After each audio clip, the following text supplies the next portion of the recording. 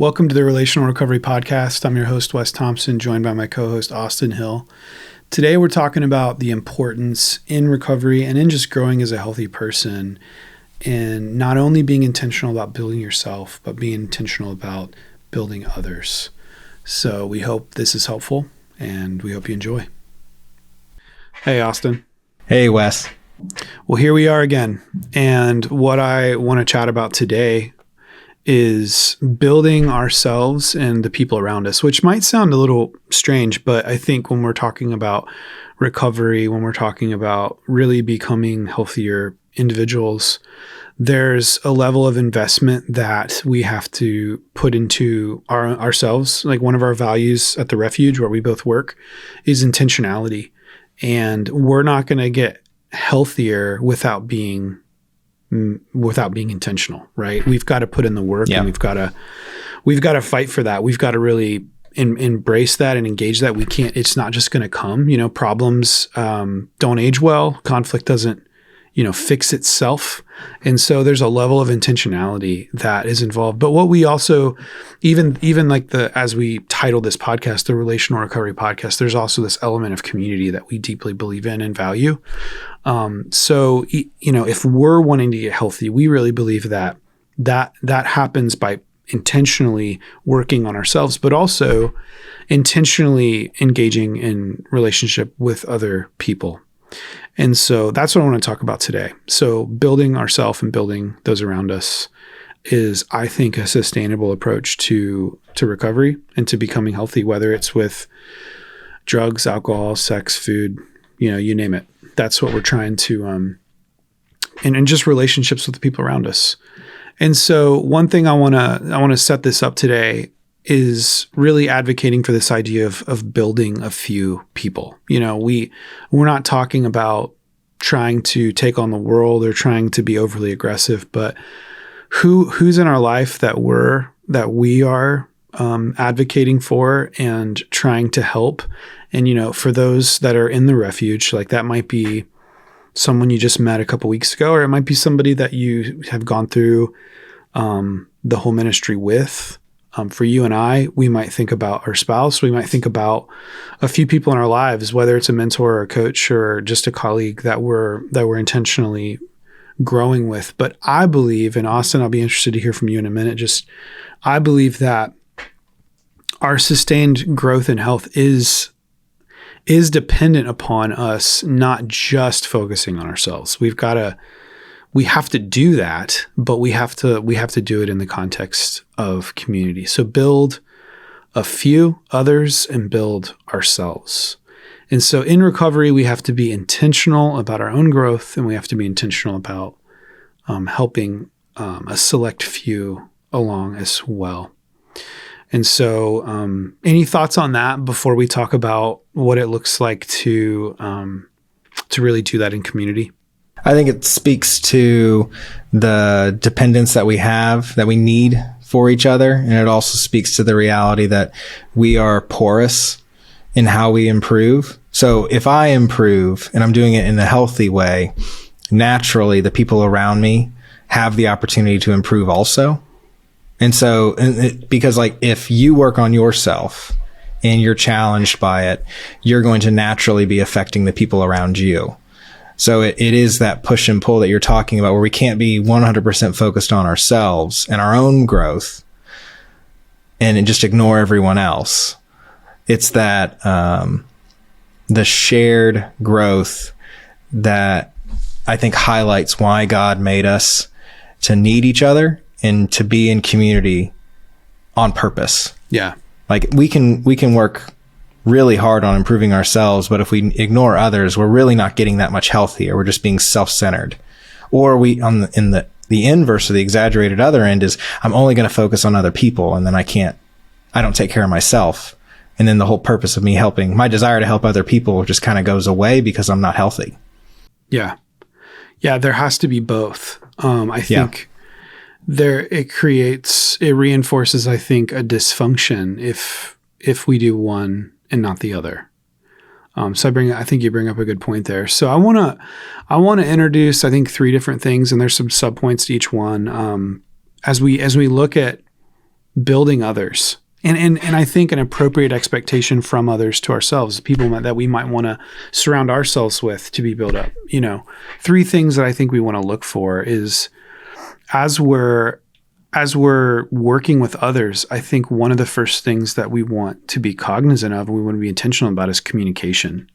I can't tell you how many people I talked to recently where when they've been working on being on a better team or their frustration with the team that they're on or the group that they're in, it's just communication.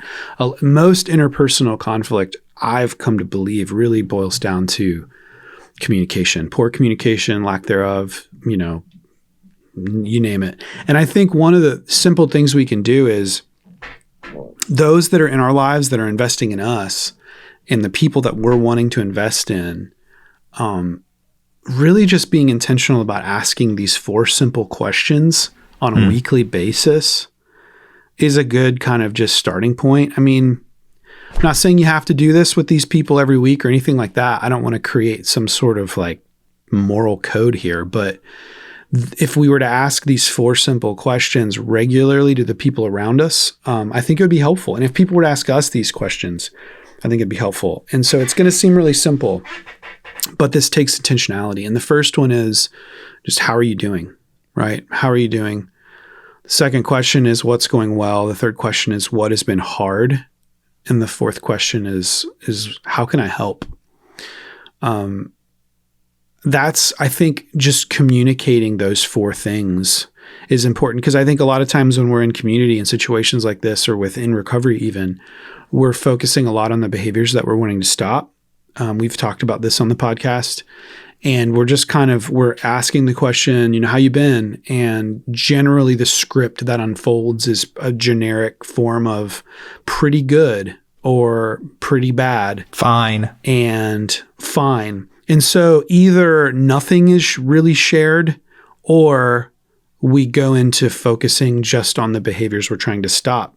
And, a lot of the groups I've been in, it kind of ends there. But being intentional about, not only how are you doing, but what's going well. I think it's important to focus on what's good.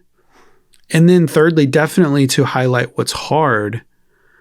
But one of the most important things is to end with, like, how can I help? What kind of productive action are we going to take? What are you going to do different this week or this month to maybe try to mitigate some of the challenges you're facing? But as we're trying to be in healthy relationship, I think a good question is that question, how can I help you? I mean, what's something I can do? And I think for the person being asked that question, and I'm notoriously bad at this, but I think when we're asked that question, we shouldn't just say, I'm fine. No, nothing. We need to really consider, especially if this is something we consider to be somebody that we consider to be a close friend, is to really reflect on the fact of, where can I be helped? Where can I be served by this person? So when you think about communication in general, Austin, as we're talking about, building others and being built by others, investing in others, being in community and recovery, which all of us are to some degree, communication being an aspect of that. Is there anything else that comes to mind? No, I think what's really good about these specific 4 questions is the first one's kind of a good primer just to get people talking. And like we have rules at my house. If we ask how your day was, you're not allowed to say good or fine. You have to give a little bit more behind it. That's good. Because good or fine can just be translated, at least for me, if someone says their day is good or fine, is I don't want to talk to you, or I don't want to put the effort in. It's like having a conversation where you're really like, you're talking, but you're talking about nothing. You know what I mean? Like, exactly. And then next, like, what's going well? That forces you to think about, like, well, what is going well? And it gives you an opportunity to be grateful for something you might not have noticed. Yeah. And then what is hard? It's acknowledging that you're experiencing a challenge and knowing that you can do hard things all the time. Yeah. And so it's not about, again, that communication part is acknowledging things for where they're at. And life isn't easy for anybody. Anybody that you're even assuming is like, well, their life is real easy. I bet it's not. It's not as easy as you think it is. And your life isn't as bad as you think it is either. So it's just, again, that's what's going well. So it's kind of giving you a present, I guess, refreshed to realize that like it's not as bad as I think it is. I am accomplishing something that's difficult. And the last one is one of the harder ones for me to just personally answer. What can you help me with? Well, I don't want to tell you what I need help with, because then maybe I'm not doing fine. So it helps you get down to what is really at top of mind. What is at the forefront of your thinking? What's making you feel like you're blocked from doing something you want, or something that's getting in your way. So those, and the nice thing, they're all open-ended. Yeah. The only one, like actually any of them, if you have one word answers for any of them, that's just a sign that the communication needs to improve. Yeah. So it's one of those, like, it should be used both ways. Like you can ask it of this group of people, and they should be able to ask it of you. If you feel like, well, I don't want to answer that question, like maybe you're the problem. You're the one who's not being reciprocal. Yeah, without self-disclosure, like we've got to have a level of vulnerability if this kind of practice is going to be helpful. Growth is about being challenged. It's about stretching. It's about going beyond where we currently are. I mean, growth is all about, right, going from one place to another place. And if we're not stretching or we're not pushing, like, then there's no growth that happens. And so if we want the status quo, then we don't engage. Then we don't give clear answers. We don't be vulnerable. But if we want to grow, then we have to self-disclose in that kind of way.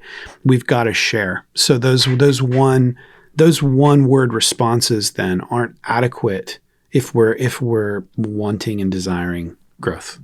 Yeah, if you want to change, if you want to grow, you have to communicate. Not with everybody, but with a group of people, you have to communicate clearly. Yeah, you got to use words. And I like kind of where you went with just what's going well, because I think, especially when we're talking about growth, I don't know about you, but oftentimes people just spend an inordinate amount of time talking about what's bad. And I think there needs to be a discipline around also sharing the good, because gratitude is going to be a big part, I think, of sustainable recovery, but also just a healthy psychology, a healthy soul is learning how to point out the good, not just the bad. Yeah. I agree. And I don't think that's just about ourselves either. I think that's about others. So it's like when we notice, if we notice even just a little bit of progress in ourselves, I think we need to highlight it. But I think the same goes for others. If we're in community with somebody and we notice a little bit of growth in them, it's worth giving them an affirmation and letting them know, man, I saw that. That's you mentioned that's an area that you've struggled with, and this to me looks like growth, and I just want to celebrate that with you. That's incredible. That's awesome. I mean, for us to pause and do that regularly is incredibly encouraging, I think, to other people. Yeah, and the power in those things, and asking what's going well or what's been hard with those two specific questions consistently with the same group of people, you are able to kind of timeline your growth in certain things, or you go through a tough season or a season of pain.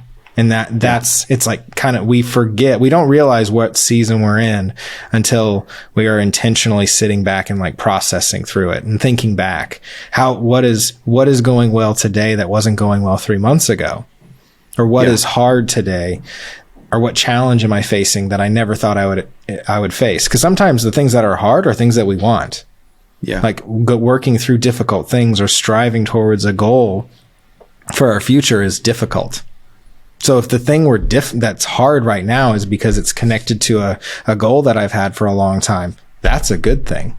Yeah, that's good. And so as we wrap up this first point, it's like if we're gonna build others up and we're gonna build ourselves up, we've got to talk, we've got to communicate. We have to share in order to grow personally, but we also have to ask curious questions and allow others to share in order for them to grow. And for example, I asked somebody recently, I'm like, who's coaching you or mentoring you, or who's who's in your life? And they named off a person. And I said, well, when's the last time you talked to him? And they're like, 2 or 3 months ago. And that's the opposite of communication. Like that's what we're saying is in order to grow in the way that we're advocating for, there's gotta be a regularity of communication. So communicate. How are you doing? What's going well? What's been hard? What can I do to help? The second one is encouragement. I think if we're gonna build others up and we're gonna build as well, there's got to be a positive reinforcement. There's got to be encouragement. We already alluded to that in the first point, but I think it's really important to highlight this big time because if we only focus on the behaviors we want to stop, if we only focus on the negative, that's not going to lead to sustainable growth. We've talked about this before, but we need to focus on beauty. We need to focus on what's good if we're going to sustain growth. And so encouragement has to be a big part of our hope for development and growth. It's amazing to me how often I see this in myself and in others that when they talk about growth, they focus all their energy on what they're not going to do. Yeah. And what they're going to stop and what's bad. And that is not inspiring. What's inspiring is to focus on what's true, good, and beautiful as to what you're aiming towards. Mm-hmm. So there's 4 things here, and they're externally focused, but I think these apply to ourselves as well. And so the first one is when it comes to encouragement, I think we have to give others honesty. Right? We have to be honest with others. We have to be honest with ourselves. Secondly, we have to give others hope. We have to give others hope. If we lose hope, we have nothing. Hope is the fuel to get better, to move forward. If we arrive at a place where we feel like there's no way forward and we're not going to grow and then there's no point. So we've got to give others hope, and we have to maintain hope ourselves, which is going to come somewhat from having another builder in our life who's giving us hope. Thirdly, I think we need to give others humor, especially in like religious circles that you and I traffic in. Like there's a level of just earnesty sometimes and like seriousness that it gets to a point sometimes where it's demotivating and sometimes it can feel humiliating because it's like, man, are people judging me? What are they thinking? This is so serious all the time that we've got to give some levity and some laughter and some fun to these serious conversations that we're having. I mean, it's kind of exhausting to just be serious all the time. Like we need to laugh. We need to enjoy our growth, and again, if we couple focusing on the negative all the time with being serious all the time, well, that's not going to be sustainable because who in the world wants to stay in that environment for very long? I don't want to be in that environment for very long. Mm-hmm. So we need to give others humor. And then lastly, and then obviously I want to hear from you, we need to give others hospitality. We need to create, in hospitality, one of my favorite definitions of hospitality is just creating space for people that are different than us. Like, it's not encouraging to tell the people you're building, like let's say you get close with somebody and you're like, man, let's work with each other to hold each other accountable or whatever. And all you do all the time is tell people what they should be doing based on what you think is the right thing to do. That's exhausting. And hospitality is creating space for people that are different than you. And so I think creating space in this environment is, listening to others, asking curious questions, being slow to speak, quick to listen, try to understand where the other person's coming from. Maybe they have a different take on a certain perspective than you do or a certain behavior than you do. I think it's an aim to understand and listen before we're too quick to just jump to like giving someone advice. And so to me, that's a couple of things of maybe how hospitality looks. But when you think about honesty, hope, humor, and hospitality, what comes to mind for you? I think it's all about the balance of those things, where if you are just one of these all the time, so if you're just honest without any humor, it's just constantly speaking the truth without any levity, or if it's just being honest about like, oh, it's just right now, like honestly, things right now are really crappy in Ukraine. That's true. But we don't have to go around finding things negative. We can find honest things that are hopeful. Like it's better than it is today for certain reasons. So I think it's about looking at these things, all four of them, as building on one another. Not like if I don't do these and if I don't do each of these in the exact amount of time or I think what we do when we have these lists, like when in the Bible, whenever Paul gives a list of things like these are characteristics that you'll see of people, good or bad. These are not things that we should then hold up. It's like, oh, well, you're walking around using them as a judgment against each other or yourself. It's like, these are things that I'm striving for. So it goes towards like, this is our goal to be and exhibit these things, not to find when people aren't those things. And that's what encouragement is because there's never going to be a day when I do any of these perfectly, but there's also going to be, in the same vein, I'm going to do some of these well most of the time, most days. And that should be encouraging. So if someone's like, I don't know how to encourage people, some people are really good at being funny. Some people are just naturally more serious. And like, that's not pushing back on what you're saying, but like people who are always serious all the time, they need a little bit of humor. Some just like loosen up. And the people who are always hopeful, like sometimes this is something that I do where I think where hope becomes kind of unrealistic when I don't have that honesty. So they kind of build on one another. Yeah. I can be hopeful for a future, but if I'm not being honest about it, it's not really hopeful. It's just fantasy. Mm-hmm. So we really need to depend on one another. And if if it's like, well, I'm humorous all the time, but it just becomes almost annoying in the opposite direction of someone always being serious, that's not really something you want to be around. So then it's not very hospitable. So It's about balance with these. It's not trying to lean into one completely. It's just knowing these are all evidence of someone who's encouraging. Yeah. Yeah.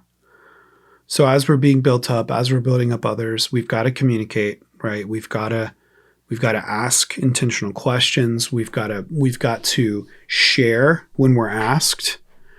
We've got to bring encouragement. And a part of bringing encouragement is being honest, bringing hope, involving humor, being hospitable. The last thing I want to reflect on today is this idea of being consistent. If we're going to be helpful to others, and if we're going to be helped, there's a level of consistency that is required. Okay? We don't change fast. Change is incremental. It's slow. It takes small behavioral changes or decisions over a long period of time. And so I think one of the things we need to think about when we think about consistency is, first of all, being present. And what that looks like for me is like when you're with the people that are building into you, when you're with the people you're building into, you need to make sure you show up for that person with your full attention, look them in the eye, square up, and listen and ask questions. And that's what presence looks like. Don't be on your phone or distracted. Like, listen to the other person. It's amazing how good it feels to be listened to, right? And so reciprocate that. Give that to the other person as well. So be present.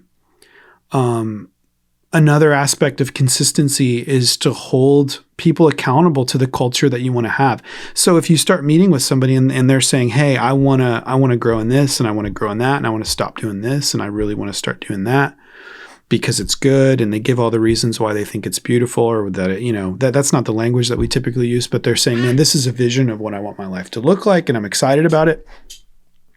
I think it's important that we hold each other accountable to that kind of culture. And what culture means in this setting is like, what are the behaviors that we're saying are acceptable and what are the behaviors that we're saying are unacceptable, and we're going to do our best to hold each other to the behaviors that we're saying are acceptable. And that's kind of gives some action to the honesty that we were just talking about. But it's like, if we're getting together and we're just telling war stories of the things that we've done this past week, and there's no action towards growth or action towards progress, then that's not really accountability. That's just confession with no change. And confession with no change is just, if that's what you're doing, just you might as well stop, because it's not helping you and it's not helping the other person. If anything, it's just kind of weird, because you're kind of like, you're just kind of listening to each other's poor choices and there's no action towards change. And so holding people accountable, that doesn't necessarily mean like shaming the other person or guilting the other person. I think that can be as simple as asking this question. Like if you say, hey, I want to stop doing X, Y, and Z. And then you come in like 2 months later and you're saying, hey, I'm still doing X, Y, and Z. The question that I might ask you is, Austin, what's something you can do this week that would put a barrier between you and X, Y, and Z? Like, what decision do you need to start doing, and what decision do you need to stop doing that's going to help you towards that? And put it on the person, because ultimately you're the one that's going to make the decisions. I can't choose these things for you. And so that's what holding someone accountable might look like. Another thing that holding someone accountable might look like is if somebody just keeps doing the same thing every week. You might say, hey, you apparently don't want to stop doing this, so maybe we should stop meeting. There's no point in doing this if we're not really wanting to grow. There's a level of intensity and intentionality that needs to take place. And then the last thing is just to repeat everything we just said. Consistency is doing the same things over a long period of time. Because if we're consistent, that's what's going to build trust. That's what's going to build a sense of safety with the people around us. A lot of us kind of, we go through life in a very kind of bipolar kind of way, where we show up inconsistently. Maybe we show up super angry, or we show up super negative, and then the next minute we're showing up super humorous. It's like, if people don't know what a baseline expectation of how we're going to show up, it's not going to build trust and safety. And so we need to be consistent. We need to fight not only for our sobriety, but for our health. And we've got to do the same things over a long period of time, because that's what's going to build lasting change and trust. And every relationship's built on trust. And so trust is going to be vital, another vital aspect of our continued growth and health. So when you think about consistency, Austin, what comes to mind for you? I think in the context of us wanting to be building other people, or just being a coach or mentor to other people, and then finding coaches and mentors for ourselves, it's good because consistency is always needed and always true, no matter where we are in our lives. So this is true of guys, like if you're hearing this and you know someone who is trapped in addiction and you're wanting them to find something like the Refuge to get out, and you're like, how do you handle that? One of the things you can do is just to be a consistent person for them, a consistent accountability for them, which is, like what you said, safety. If they know that if someone who is trapped in addiction knows that you're a safe person and that you're going to hold them accountable, that means they're going to show up, and they can only show up if they haven't used, or they can only show up if they're being honest. Then that's why consistency is so important. So that's like kind of before you when you're trapped in addiction, and as you come out and you're in those first handful of months to year of sobriety, that consistency and healthy relationships or healthy choices are being constantly told, being encouraged in that consistency. That is how change slowly happens. It's not, well, I'm going to be consistently perfect. It's like, no, I'm consistently moving in the same direction, which is towards health, towards deeper relationship with other people, practicing again and again, working that muscle of giving, like being held accountable and giving accountability. Yeah. So, but neither of those are easy, but they're things that we should do. That's an important muscle to work, because we only hold people accountable if we truly love them. if we truly love who they are more and we care about them as a person more than how they feel about us in a moment. Yeah. Because I hate it, and I don't hate. It's never really enjoyable when someone points out that I acted improperly, or I messed up, or I missed a deadline, or I'm late with something, or I didn't follow through in the way I wanted. Like, I know it, but when someone else says it to me, it doesn't feel comfortable, but it says a handful of things. So the next time you hesitate to hold someone accountable, you're missing this great opportunity to be that consistent person of care to the other person. Because if I do something I shouldn't, and I know that you saw it, Wes, and you don't say anything, he doesn't really actually care how I act. So it's not co-signing. It's just saying I don't care as much. And it's tough and painful, but it's something we have to do. Yeah. So if we want to change, we have to do it with other people. And the best way to do it is not alone. And that's why it's not just about finding people who can help me improve, but it's me finding other people that I can help improve. But it's a two-way street both ways. It's not like I am only going to be able to help someone if I'm at this point. It's like wherever you're at, you can help somebody. But also wherever you're at, someone can help you. That's the reciprocal part.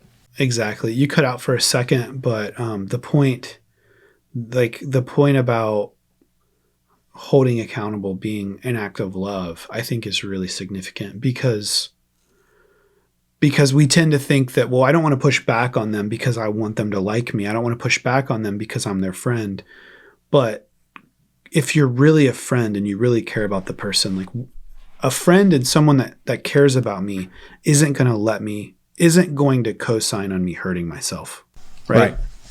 And so if I'm engaged in behaviors that are causing me harm, somebody that cares about me is gonna fight for me. And that might look like trying to hold me accountable, right? Yeah. That's an act of love. And I think we struggle sometimes to see it that way, but that's true. Mm-hmm. I think it's a really good point. So as we think about this, right, we want to be inviting others, not everyone, but a certain number of people that are desiring to be growing the same way that we're wanting to grow. We're wanting to invite them to build into our lives. And we want to be doing the same to others. And so today, to wrap this up, we're advocating for what that needs to look like is to be intentional. And intentionality looks like communication, right? Asking the questions, how are you doing? What's going well? What's hard? What can I help you with? The second point is to be a person of encouragement, to give encouragement and to receive encouragement, and what that looks like is giving others honesty, giving others hope, giving others humor, giving others hospitality. The third aspect of this is consistency, being present with the people that are building into us and that we're building. To hold people accountable, to see it as an act of love when we're holding people accountable to the culture, right? Those behaviors that are acceptable and unacceptable based on what we've said. And then just repeating all that, being consistent, doing the same things over a long period of time in an effort to build trust and safety.